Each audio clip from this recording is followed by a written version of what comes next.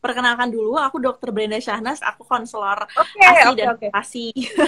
Iya, Oh gitu, eh, baik, baik, baik. Konsentrasi dan MPASI, oke. betul. Iya, nanti kita bisa berbincang-bincang nih, tanya jawab apa-apa, kita ngobrol-ngobrol santai aja sore hari ini seputar tema kita sore ini waspada GTM yang Ya. bisa nyebabin tahap awal anak untuk jadi gagal tumbuh kayak gitu. Dan ini penting banget sih kalau menurut aku buat ibu-ibu semua pada tahu. Mungkin ada yang sebelum anaknya MPASI mikir kalau nggak usah kali ya belajar gitu tentang MPASI, toh anak cuman kayak dikasih makan aja gitu kan. Tapi sebenarnya ini sangat penting dan sangat fatal dan mempengaruhi juga untuk anak masa depannya.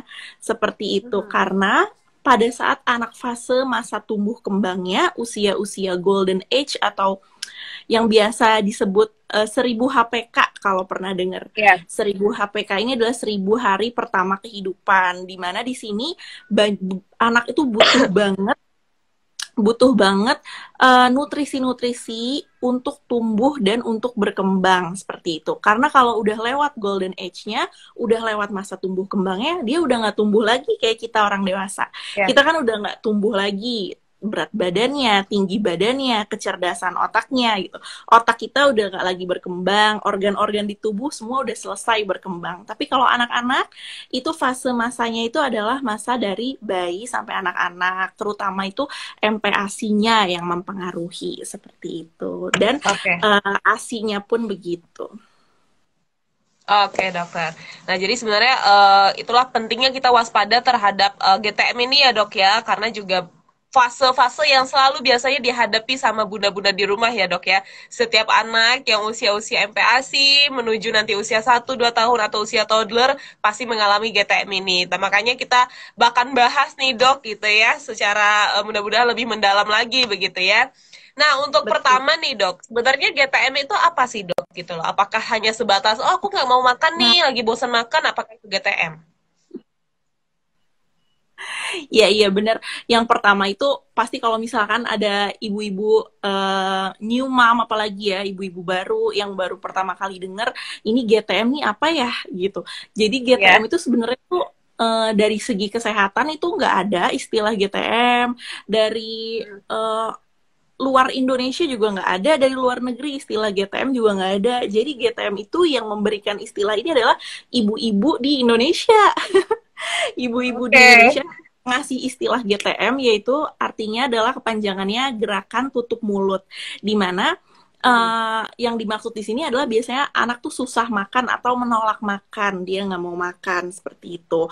Pastikan ibu-ibu khawatir lah ya, kenapa nih anaknya nggak mau makan, nanti berat badannya kurang, nanti pertumbuhannya kurang, nanti sakit dan sebagainya kayak Ya. gitu. Jadilah disebutnya istilah GTM. Tapi kalau ciri-cirinya, karakteristik pastinya itu kalau dari definisi sendiri, baik itu dari kesehatan ataupun non kesehatan, itu definisi pastinya, ciri-ciri pastinya itu nggak ada, karena sangat subjektif ya, tergantung penilaian ibu masing-masing kepada anaknya gitu. Mungkin ada ibu-ibu yang merasa anaknya GTM baru 1 kali nggak mau makan dalam sehari gitu. Tapi mungkin ibu-ibu yang lain ada yang 2 kali apa seharian nggak mau makan baru ibunya tuh merasa aduh ini anak aku GTM. Jadi tergantung Ya. subjektif banget, tergantung penilaian ibunya kayak gitu.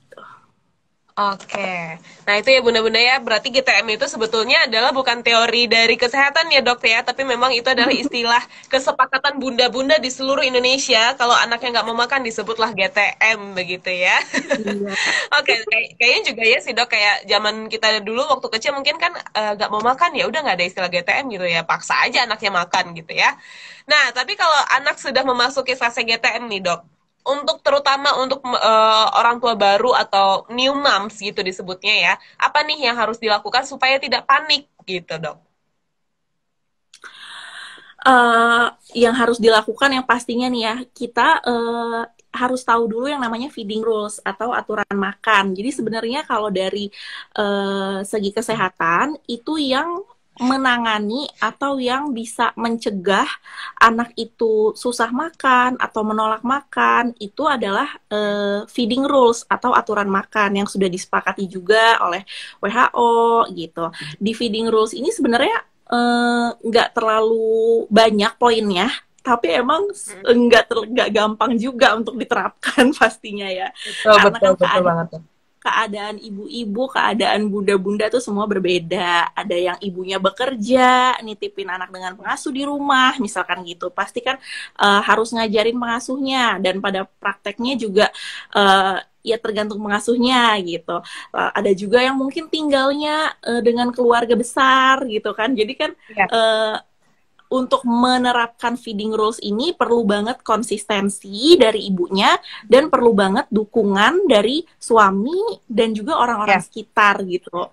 Nah, mungkin aku kasih sedikit tentang aku kasih sedikit tambahan tentang feeding rules atau aturan makan ini. Sebenarnya nggak banyak.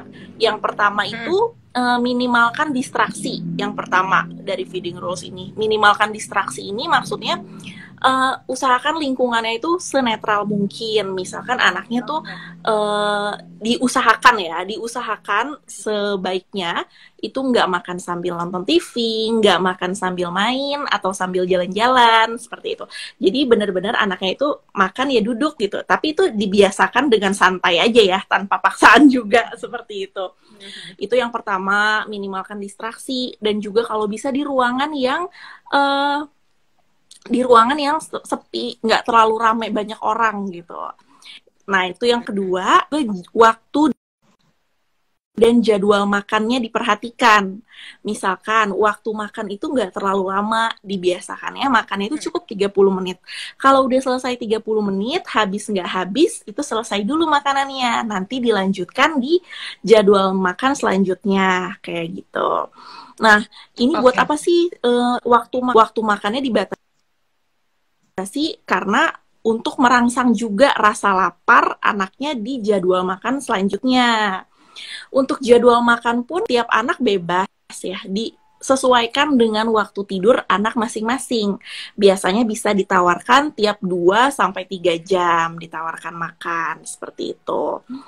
Nah, untuk jadwal makan juga disaranin 2 jam sebelum nggak diberikan susu ya, nggak disusui. Kenapa? Untuk merangsang lapar juga di jam makan, kayak gitu. Setelah itu yang selanjutnya disarankan juga feeding rules ini, aturan feeding rules yang selanjutnya itu kalau bisa diusahakan banget anaknya itu duduk.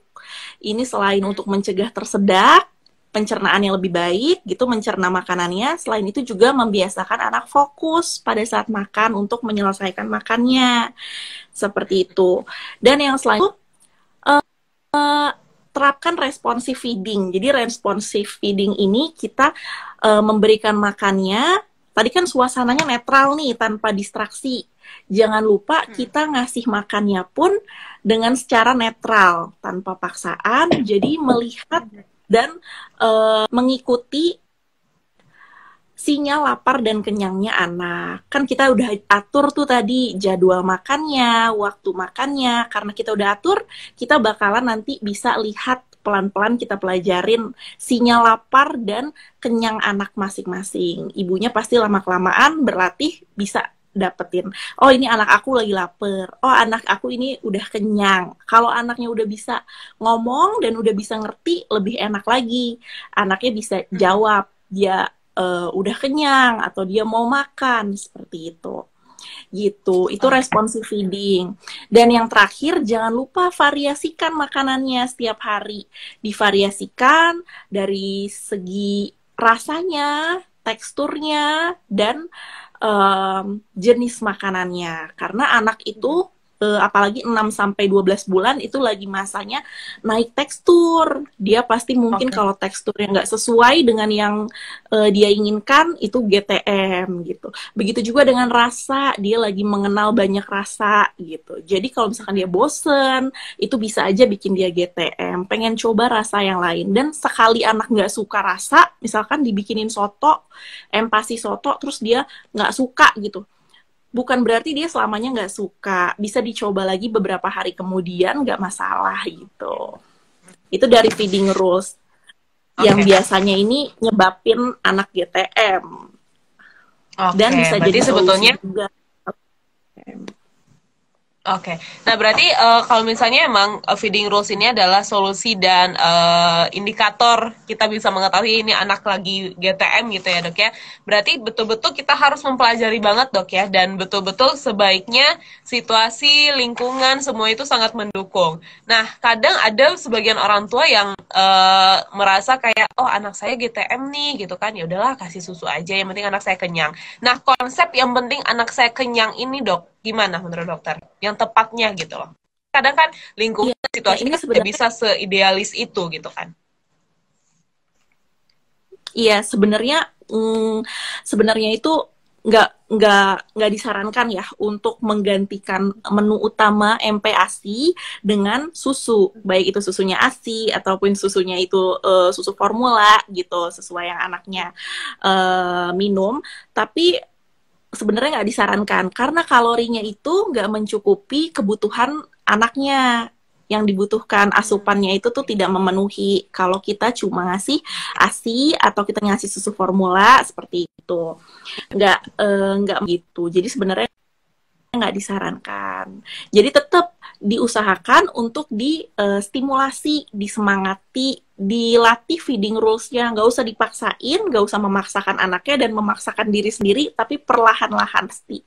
Kalau kita udah tahu feeding rules-nya gitu, itu kita akan lebih mudah, lebih cepat, dan lebih tepat mengetahui penyebab GTM. Dan setelah itu kita bisa melakukan perubahan, mencari solusinya gitu, agar anaknya mau makan lagi, kembali lagi selera makannya. Karena yang namanya GTM itu pasti ada penyebabnya. Nggak mungkin anaknya GTM cuman karena lagi GTM aja. Nanti juga udah nggak lagi, umur udah gede juga nggak gini lagi. Nggak begitu. Jadi kalau GTM itu pasti ada penyebabnya. Segera dicari tahu penyebabnya apa, dan dicari solusinya, kemudian dilakukan perubahan. Seperti itu. Oke. Oke, dicatat ya bunda-bunda ya. Kita punya catatan baru nih bun sore hari ini gitu ya. Nah, selain feeding rules tadi dokter. Nah, berarti pada saat anak-anak yang mungkin pada momen-momen dia tumbuh gigi kah, atau gusinya bengkak kah, atau kayak gimana gitu kan. Dan biasanya juga kan setahu aku kalau misalnya anak mau tumbuh gigi itu dibarengi sama demam juga kan dok ya? Betul, itu biasanya. Kadang barengan dengan demam, kadang juga tumbuh gigi aja, tapi tetap yang namanya lagi tumbuh gigi anak itu rasanya kayak kayak lagi sariawan. Jadi rasanya Hmm. sakit. Biasanya Ya. itu memang menyebabkan anaknya GTM juga. Jadi selain memang penyebab utamanya GTM itu biasanya yang paling sering adalah karena feeding rules yang tidak Ya. diterapkan yang pertama. Tak, Ya. selain Hmm. itu penyebab GTM yang lain itu ada sakit. Sakit ini bisa Hmm. sakit apa aja ya, bisa demam, batuk Ya. pilek, atau yang tadi tumbuh gigi itu juga masuknya lagi dalam kondisi sakit. Itu bisa nyebabin Hmm. GTM. Dan yang kedua bisa karena kebiasaan ngempeng nih, selain feeding rules ya. Ya, Ini ya. bisa juga yang nyebabin anaknya GTM itu karena dia kebiasaan ngempeng. Kenapa? Karena kebiasaan ngempeng, baik itu ngempengnya di pakai kempengan ataupun ngempengnya itu ngempeng apa namanya, menyusui ya. Jadi dia menyusuinya itu tuh udah nggak nyusuin sebenarnya, tapi dia pengen aja apa namanya apa menyusu di payudara ibunya seperti itu kan ya, ngempengin payudara ibunya ibaratnya. Nah, dengan anak yang melakukan keseringan ngempeng itu dia di otaknya itu, di dalam tubuh anaknya itu akan memproduksi hormon ini hormon kolesistokinin.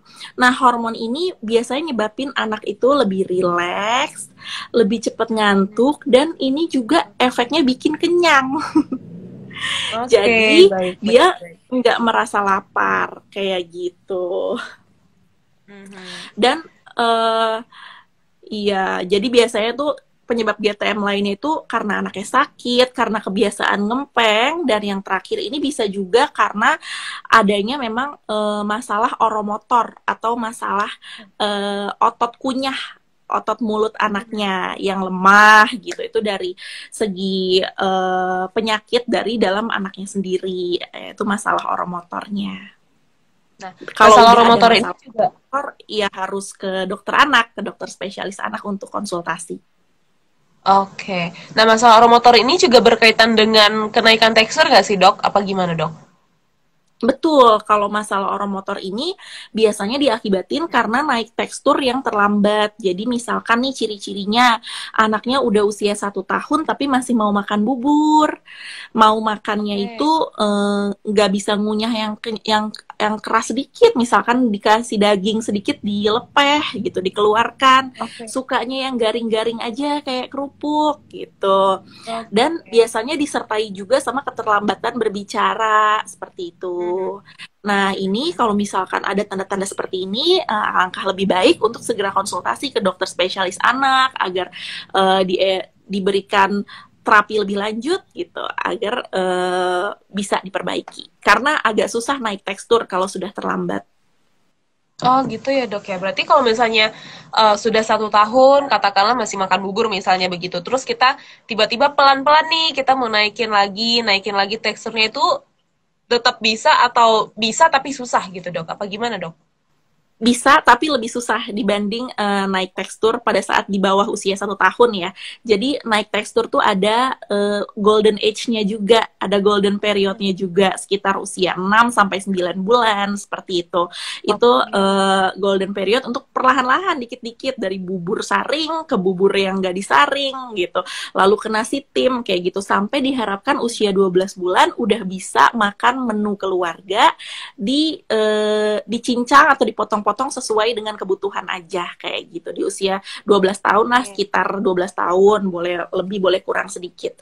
Tapi kalau udah lewat 12 tahun 12 12 maaf bulan 12 bulan masih anaknya maunya bubur aja seperti itu, nggak mau daging, kalau daging dilepeh dan maunya yang kerupuk, yang kriuk-kriuk aja gitu.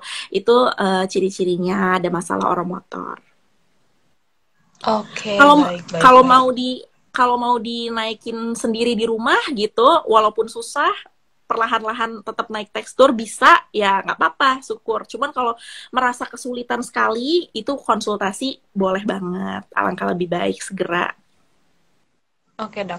Nah masih masalah masalah oromotor nih dok. Tapi kondisi anak yang sudah mempunyai beberapa poin-poin tersebut yang sudah dokter jelaskan tadi.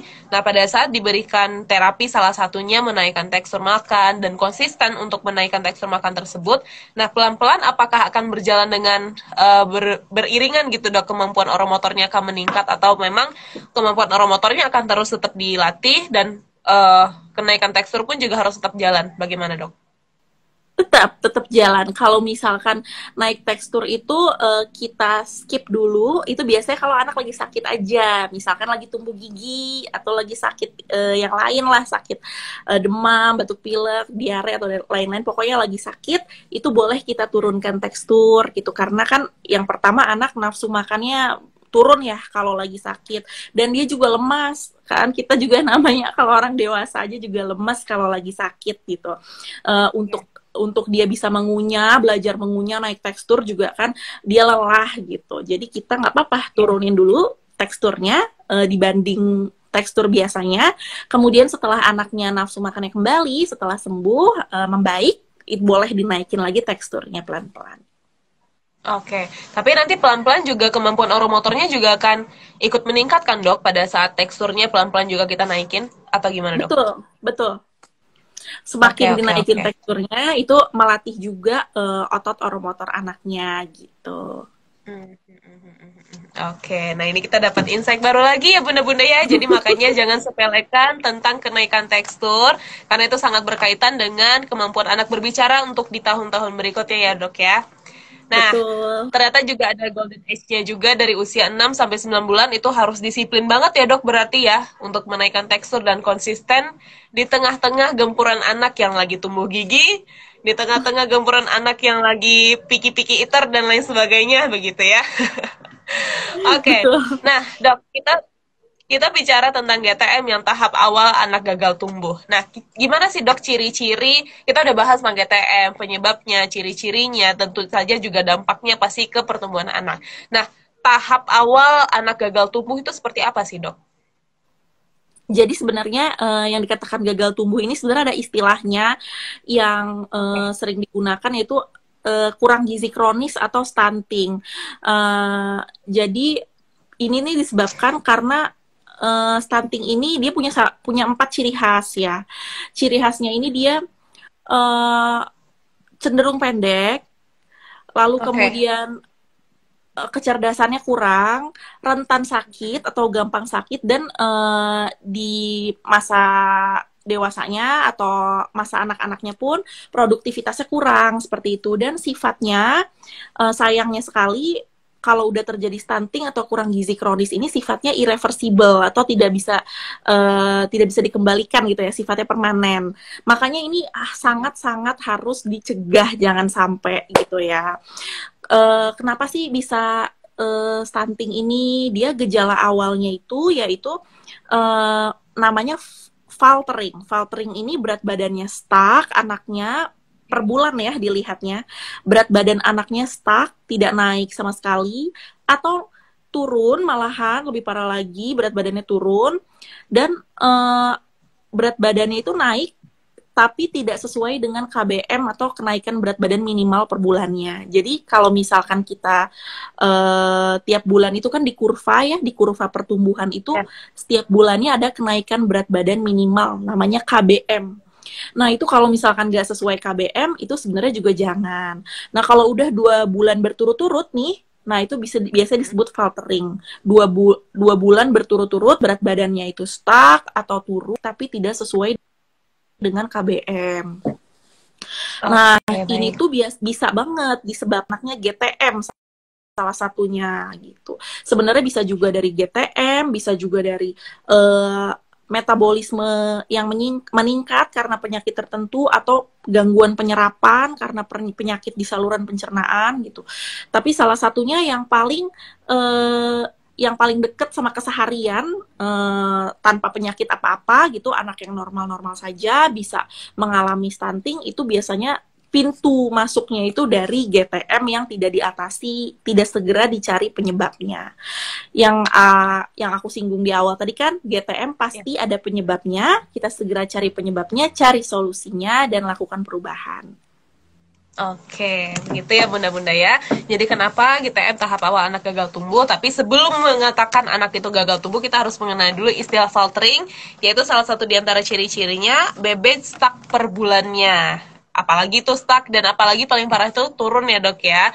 Nah, ini Mm-mm. juga bisa disebabkan karena GTM yang tidak segera diatasi penyebabnya. Nah, penyebab GTM itu apa aja? Kalau kata dokter Brenda, itu ada feeding rules, ada karena sakit, dan karena ada kebiasaan ngempeng yang menyebabkan anak merasa enjoy, merasa tidak lapar, dan kenyang begitu ya. Nah, dok, karena tadi kita menyinggung masalah oromotor, jadi banyak juga bunda-bunda yang akhirnya kepo juga nih, gangguan oromotor itu sekilas tuh seperti apa sih dok gitu loh, apakah hanya tidak terlambat bicarakah, atau seperti apa nih dok ciri-cirinya?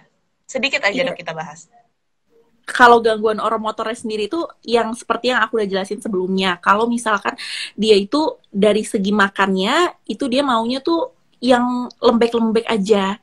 Dia maunya yang makan cenderung cair gitu ya. Maunya bubur aja. Padahal kan udah setahun, apalagi udah mau 2 tahun, udah 1,5 tahun, udah mau 2 tahun gitu.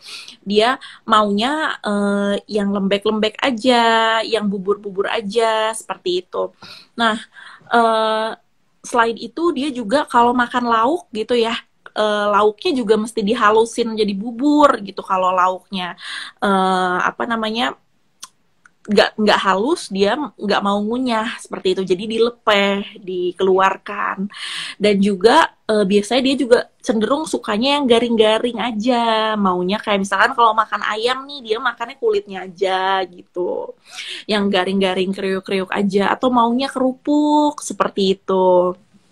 Nah, dan kalau misalkan eh, setahun lebih itu kan udah mulai banyak berbicara ya kalau anak-anak. Nah ini juga biasanya disertai dengan keterlambatan berbicaranya seperti itu. Tapi kalau dari segi fisiknya itu nggak ada perbedaan gitu dengan anak-anak lainnya. Biasanya kalau dari segi fisiknya nggak terlihat perbedaannya gitu. Uh, Kalau misalkan masih bisa dilatih di rumah gitu untuk naik tekstur dan dilatih oromotornya di rumah, itu nggak apa-apa banget kalau emang ada perkembangan anaknya mau gitu. Tapi kalau sulit karena memang udah lewat golden periodnya, jadi memang lebih susah dinaikin teksturnya kalau udah lewat 12 bulan gitu ya. Kalau emang sulit itu segera aja kontrol ke dokter, jangan malu-malu, jangan takut-takut, jangan tunda-tunda karena lebih cepat diatasi itu lebih bagus seperti itu. Iya, dan naik tekstur nggak mesti nunggu tumbuh gigi ya, sering banget ditanyain. Jadi kan tumbuh gigi itu kan tiap anak waktunya beda-beda ya. Gigi pertama aja bisa 6 sampai 12 bulan kisaran tumbuh giginya. Jadi kadang-kadang takut naikin tekstur karena belum tumbuh giginya gitu. Tapi kalau bunda-bunda yang udah tahu tentang golden period naik tekstur ini, udah tahu dengan tidak apa-apa menaikkan tekstur itu patokannya usia, bukan patokan tumbuh gigi gitu. Jadi kadang-kadang ada aja anak yang udah jago ngunyah, udah pinter makan menu keluarga ya, nasi lembek lah gitu ya, udah umur 12 bulan tapi giginya belum tumbuh atau baru tumbuh satu. Itu banyak banget yang kayak gitu dan itu bisa gitu. Oke. Nah, itu tadi ya Bunda ya, penjelasan tentang gangguan oromotor gitu. Jadi kita harus lebih waspada dan lebih aware lagi ya tentang perkara MPASI ini gitu. Karena ternyata juga rambatnya tuh kemana-mana ya dok ya. Kalau nanti anak juga speech delay pasti kasihan juga nanti kalau tantrum, dia tidak bisa menjelaskan apa yang dia mau, dia stres ya kan. Akhirnya pun kita orang tua jadi stres juga menghadapi anak yang tantrum begitu. Nah, dokter, mungkin sudah jelas juga ya buat Bunda-Bunda tentang gangguan oromotor ini. Nah, kalau kita bicara lagi dok tentang GTM ini, tentang menaikkan berat badan ya, kaitannya juga gitu. Nah, ada nggak sih dok cara cepat pada saat anak GTM kan otomatis biasanya kan BB turun tuh dok. Nah, gimana cara untuk ngebooster atau ngejar lagi nih dok berat badannya supaya lebih maksimal lagi? Sebetulnya kalau misalkan nafsu makannya naik ya, sudah balik moodnya makannya, sudah balik selera makannya, nanti perlahan-lahan berat badannya pun akan kembali gitu ya, akan sesuai kembali naik sesuai dengan kurva.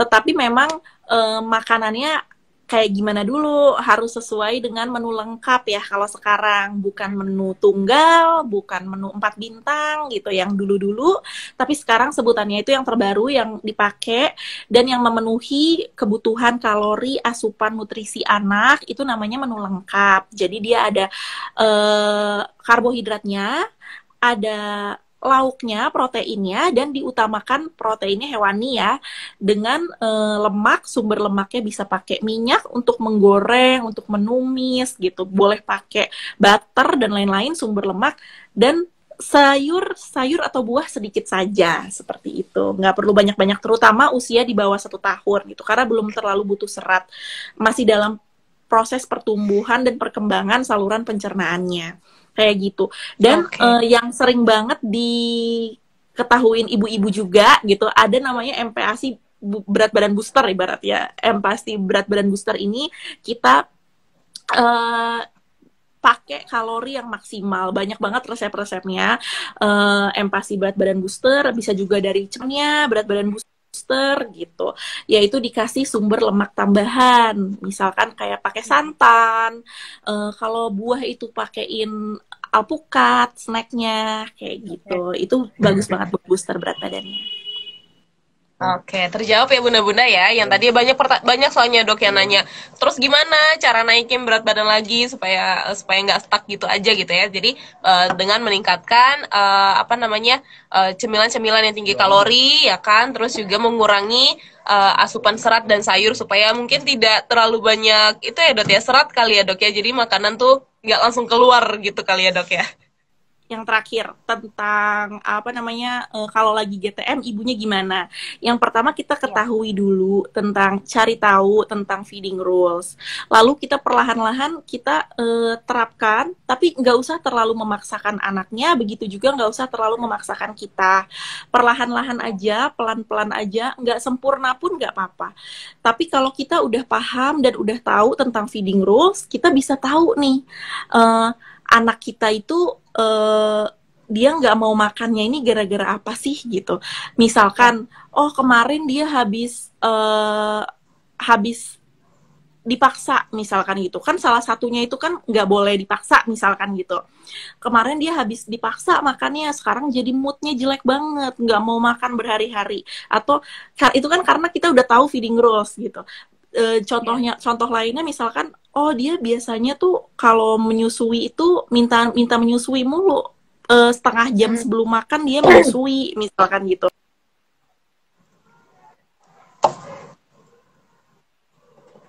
Gitu. Dia makan cemilan yang gulanya terlalu tinggi. Itu kan rendah nutrisi tapi tinggi kalori gitu, bikin anaknya kenyang tapi nggak ada nutrisinya kurang gitu, dan itu bikin anaknya kenyang kalau cemilan yang manis-manis terlalu manis ya, terlalu tinggi kalori. Kita bisa, kalau kita udah tahu feeding rulesnya, kita bakal tahu oh dia tuh gara-gara kekenyangan, dia tuh sebenarnya dia nggak sinyal laparnya itu nggak muncul, jadinya dia GTM gak mau makan. Jadi kita tahu apa yang perlu diperbaiki kalau kita udah tahu feeding rules-nya kayak gitu. Dan disaranin banget nggak usah pakai jalan pintas seperti menakut-nakuti, mengancam, dan memaksa gitu ya. Kenapa? Karena itu ya kurang baik juga untuk perkembangan psikis anak yang memang itu lebih cepat. Pasti itu lebih cepat ya buat Ya. masukin makanan ke mulut anaknya. Pasti lebih cepat itu jalan pintasnya. Tapi sebisa mungkin lah ya, pasti setiap ibu itu yang terbaik buat anaknya dan pengen yang terbaik buat anaknya. Tapi kalau ibunya itu belajar udah tahu, oh itu sebenarnya nggak bagus buat psikis anak kita. Kalau kita ngebohongin, misalkan ngebohongin anaknya atau ngancem atau gimana, nanti kedepannya kalau anaknya bohong, misalkan kalau anaknya mama nanti aku begini loh, mama ngancem balik, ya dia tahu mengetahui itu dari mana seperti itu. Ya jadi pokoknya sebisa mungkin cari tahu tentang feeding rules itu dan tetap semangat, bundanya tuh tetap semangat, nggak usah memaksakan diri terlalu keras atau memaksakan anak terlalu keras untuk feeding rules ini, perlahan-lahan tapi pasti, dan tetap semangat gitu. Iya. Nah, terima kasih dokter ya sudah memberikan semangat untuk para bunda di rumah. Aku yakin yang ikut live hari ini tuh pasti banyak banget mengalami fase-fase yang dokter sampaikan tadi ya. Nah, semoga menjadi semangat dan motivasi ya bunda-bunda di rumah, semangat terus untuk anaknya ya. Semangat terus ya pokoknya. Nah, terakhir nih dokter sebelum kita tutup live kita, untuk bundanya udah, untuk mengenali GTM udah, sampai kita bahas sedikit tentang gangguan oromotor dan lain-lain pun sudah. Nah, sekarang terakhir nih dok, tips dan trik supaya anak tidak GTM dan juga anaknya menjadi tumbuh optimal. Silakan dokter. Baik, untuk tips and triknya gitu, dari segi kesehatan yang ini objektif ya, bukan subjektif. Kalau mungkin kita tanya teman kita, misalkan, Bu gimana anaknya gitu kan, biar bisa makan gitu, itu kan tiap anak bisa beda-beda gitu. Tapi kalau ini objektif dari segi kesehatan, yaitu dengan feeding rules gitu. Ini Ya. membantu mencegah, menghindari GTM, dan juga bisa menjadi solusi anak yang GTM seperti itu. Apa aja seperti yang udah aku jelasin tadi secara singkatnya. Yang pertama, minimalkan distraksi, makan sambil makan ya, nggak sambil yang lain. Lalu yang kedua, Ya. jadwal makannya, waktu makannya cukup 30 menit, dan jadwal makannya ditawarkan 2 sampai 3 jam sekali tanpa memberikan susu atau cemilan 2 jam sebelum makan, seperti itu untuk merangsang rasa laparnya. Lalu kemudian duduk, sebisa mungkin duduk. Kalau anaknya bosan duduk di kursi makan, boleh duduk lesehan, boleh duduk, kalau masih belum terlalu tegak boleh di pangku, pokoknya duduk tegak. Itu mencegah tersedak dan juga anak lebih fokus menyelesaikan makannya. Kemudian feeding rules yang selanjutnya, variasikan makanannya. dari segi jenis, rasa, dan teksturnya. Kemudian berikan makanannya secara responsif feeding. Responsif feeding itu kita tanpa paksaan dengan melihat sinyal lapar dan kenyangnya anak gitu. Pelan-pelan memang harus pelan-pelan belajarnya buat mengetahui sinyal lapar dan kenyangnya. Tapi kalau udah diatur waktu dan jadwal makannya, itu bakalan lebih mudah untuk mendapatkan sinyal lapar dan kenyangnya. Kalau kita udah atur jadwal dan waktunya. Oke, nah itu tadi ya bunda-bunda di rumah sudah diberikan tips dan triknya. Sebetulnya hanya dengan memperkenalkan atau dengan memahami dan mengenali feeding rules si anak kita sendiri ya. Feeding rules yang sudah bunda terapkan dari awal mulai MPASI ya kan, mulai dari cara pengaturan waktunya, pengaturan menunya, mengenali menu-menu yang juga bisa langsung ngebooster berat badan anak yang tinggi nutrisi. Kalau sekarang itu disebutnya menu lengkap ya dok ya. Bukan 4 sehat 5 sempurna lagi ya, tapi menu lengkap. Nah, terus juga Bunda bisa mengurangi juga ya asupan seratnya di awal-awal MPASI karena si kecil ternyata belum butuh serat, beda kayak kita yang butuh sangat amat serat begitu ya. Nah, terus juga untuk tips-tips berikutnya juga kenali juga ya dok ya sakit, apakah si kecil sedang tumbuh gigi ya kan, terus juga apakah si kecil sedang demam dan lain sebagainya, yang kita orang dewasa aja kalau lagi nggak enak badan males makan ya dok, apalagi anak-anak begitu ya. Betul, betul banget. Terus juga jangan-jangan si anak lagi GTM karena terbiasa ngempeng atau menyusui bersama kita, karena seperti yang dokter sampaikan tadi, ternyata menyusui itu memberikan hormon yang akhirnya menyebabkan anak merasa rileks, merasa tenang, yang akhirnya si anak pun juga merasa tidak lapar begitu ya. Nah, terus juga jadi catatan-catatan juga buat bunda-bunda di rumah supaya jangan melupakan tentang naik tekstur ya dok ya. Karena itu juga berpengaruh terhadap gangguan oromotor ataupun kemampuan oromotor si anak yang nantinya akan berlanjut ke tahap kemampuan bicara ya dok, begitu. Tadi beberapa poin-poin yang sudah dokter sampaikan. Oh iya, tentang tema kita pada sore hari ini, waspada GTM tahap awal anak gagal tumbuh. Nah, menyinggung gagal tumbuh tadi, dokter sudah menjelaskan juga sebelum gagal tumbuh ada satu fase yang dialami seorang anak, yaitu faltering. Faltering itu salah satunya BB anak itu tidak naik ya dok ya, atau stuck di bulan 1-2 bulan pertama. Dan lebih parahnya lagi, faltering itu anak mengalami turun berat badan. Nah, itu juga harus diwaspadai. Itulah beberapa tanda yang bunda-bunda bisa jadi catatan untuk bawa ke dokter anak supaya dikonsultasikan lebih lanjut lagi ya bunda ya. Terus juga tips-tips buat bunda-bunda di rumah kalau misalnya mau naikin berat badan anak, banyakin cemilan-cemilan yang tinggi kalori tapi sehat seperti buah-buahan, alpukat, terus misalnya cemilan-cemilan yang tinggi lemak, ada santan dan lain-lain ya dok ya. Terus juga perhatikan juga nutrisinya ya kan, karbo dan lain-lain begitu. Gimana dok, sudah lengkap kesimpulannya? Ada tambah lagi dok? Iya, satu lagi ya, aku tambah satu lagi ketinggalan. Tadi kan faltering itu kan berat badannya kalau misalkan turun atau stuck atau dia naik tapi nggak sesuai dengan kenaikan berat badan minimal per bulannya. Tapi ini juga kalau anaknya tidak sedang ada penyakit ya, tidak sedang sakit. Jadi kalau anak sedang sakit, kita jangan fokus berat badannya dulu, tapi segeralah berobat. Segeralah untuk sembuhkan dulu penyakitnya, cari tahu gitu. Jangan dibiarkan terlalu lama kita nggak berobat gitu. Segera berobat ke dokter terdekat. Nanti kalau udah sembuh anaknya, udah balik selera makannya, nanti 2 minggu setelahnya baru kita cek berat badannya lagi gitu. Itu lebih akurat. Oke, 2 minggu ya dok ya? Siap. Nyampe sebulan. Oke, siap dokter. Nah, sepertinya sudah banyak juga nih dok catatan-catatan untuk bunda-bunda di rumah, dan aku pribadi juga banyak banget catatan-catatannya ya. Dan terima kasih banyak untuk dokter Brenda Syah. Semangat. Di next di next live, mudah-mudahan kita bisa ketemu lagi ya dok ya. Iya, amin. Semoga walaupun ini cuma 1 jam kurang, tapi bisa memberikan banyak manfaat ya buat bunda-bunda semuanya. Pastinya dok, pastinya banget. Ini udah semuanya deh, udah kesimpulan glosarium semuanya ada di sini.